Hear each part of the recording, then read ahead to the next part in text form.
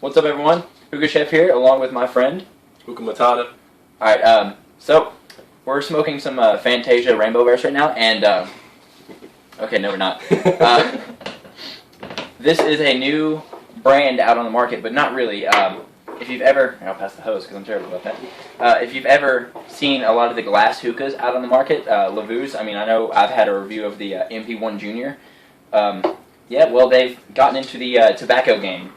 This is actually the Lavoo Southern Peach, and their tobacco is actually a dark leaf tobacco. It's similar to Tangier's Trifecta dark leaf vintage from Starbuzz. So if you're into dark leaf tobaccos, it's definitely a lot like that kind of stuff. But yeah, this is Southern Peach, so I'm going to go ahead and show you how I like to pack it, and yeah, I'll come back.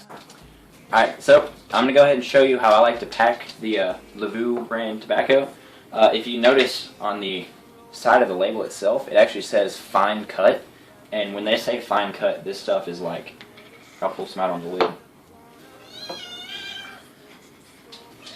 This, crazy kitten. This stuff is like super fine. It looks like it's been ran through like a blender or something. But basically what I've been doing is packing it fairly dense, almost kind of like Tangier's or maybe even Trifecta dark leaf. And by the way, I'm packing in the JJ Ceramics Predator Bowl right now.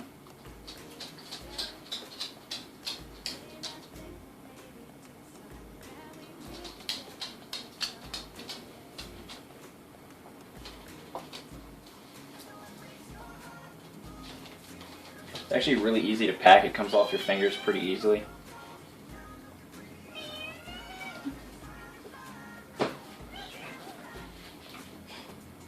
Corey's being crazy. He's over there meowing. Alright, so I'm going to clean this up a little bit more. But as you can see right here, I have it packed pretty dense, but I have it packed slightly under the rim, so I don't have it packed quite up to the rim level. I'd probably say it's, I would call it a semi-dense underpack compared to most tobaccos. Where I pack about a quarter's width underneath the rim. This is probably about a quarter's width underneath that. And that's just due to the fact that I found that this tobacco, if you bring it up too quickly to temperature, it has some off-putting flavors. But if you just bring it up slowly, it's much better. So I'm going to go ahead and put some foil on this. Mr. got tobacco all over me. Is that a mirror? That is a mirror. Okay, so unlike Tangier's, which needs a lot of holes and stuff like that, I found less holes are actually pretty good with this.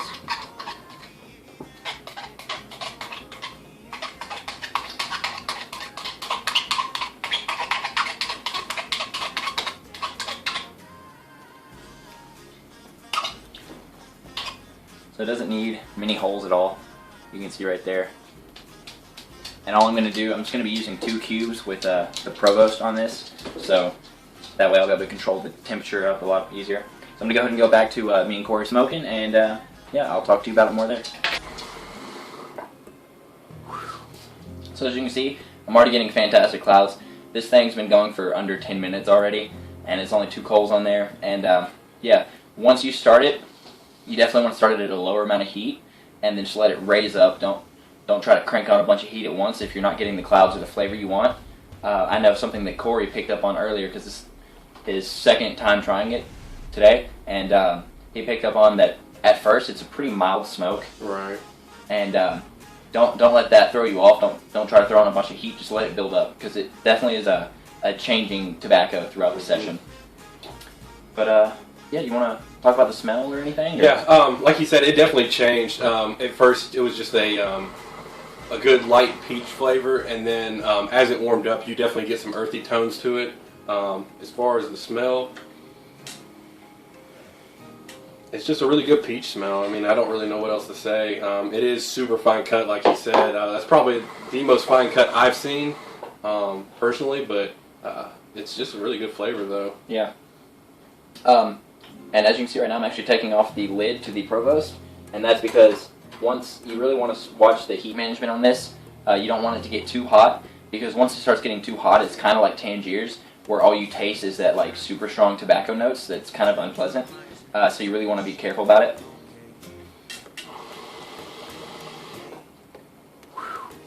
But as far as clouds and flavor goes, it's definitely an in-your-face flavor once it warms up all the way. I've noticed that, just as Corey said in the very beginning, it's very light and mild, and the smell is exactly what he was saying. It's just a peach with slight undertones of like tobacco. And as you can see, I'm almost all the way done with it. But it's very light at first, but it really picks up. And the thing I really like about it the most, I would say, is the fact that it's not super like artificially sweet or anything. It's actually pretty natural. Yeah. As far as peach flavors go. Definitely agree with that. One thing I also want to touch on is the packaging. I actually really like the packaging on this. It seals really nice. I've tilted it upside down, and there's been no juice coming out. And another thing about the tobacco, considering I'm talking about the juice, is this thing has like little to no juice in it at all. Like this, it's barely any juice. There's something about it. I know I heard someone talking about it. Like it's a different kind of molasses. It's a black molasses, and the way they do the glycerin is a little different. So it's definitely a little odd there. So it takes some getting used to. But just because it doesn't have a buttload of juice in it doesn't mean that it won't pump out some really nice clouds. Which, speaking of which, we'll go ahead and get you some cloud footage. 4 years no calls, now I'm looking pretty in a hotel bar, and I can't stop. No, I can't stop. So baby, pull me closer in the backseat of your Rover that I know you can't afford. Like that tattoo on your shoulder, pull the sheets right off the corner of the mattress that you stole from your roommate back in Boulder. We ain't ever getting older.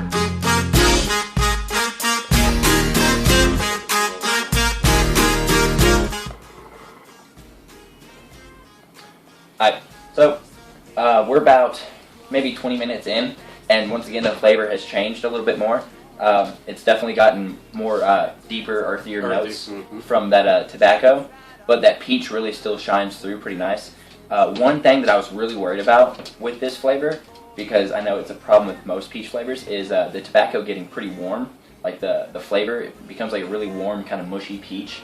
That's what I get from a lot of peach flavors, but this one does get there a little bit, but it doesn't quite cross that threshold where it's unpleasant. It stays pretty pleasant throughout the entire smoke.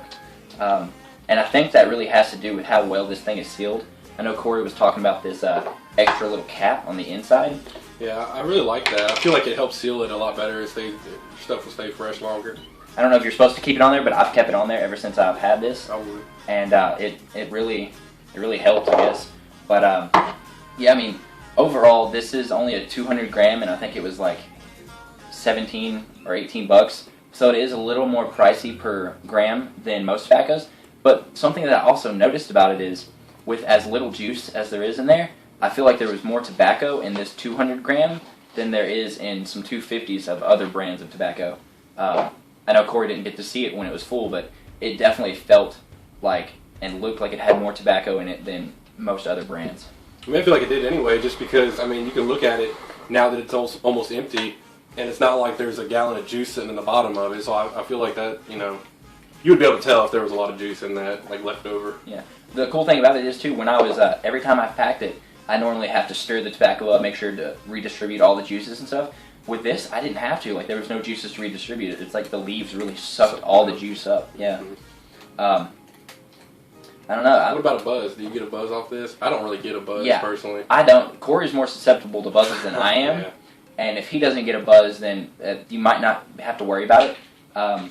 Maybe if you load on the heat, like I know Tangiers, if you really load on the heat, you get a buzz. Right. But this, I haven't gotten any buzz or head rush or anything from it.